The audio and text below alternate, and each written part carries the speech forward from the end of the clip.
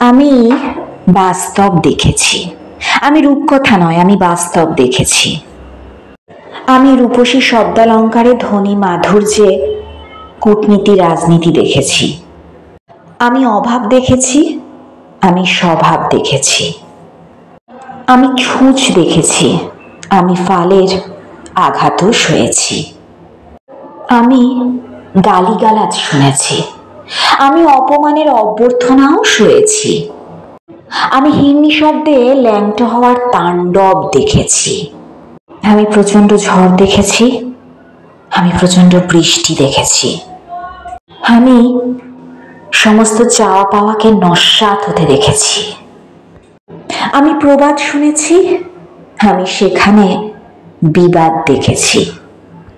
আমি আগ্রহ দেখেছি, আমি বিদ্রোহ সয়েছি।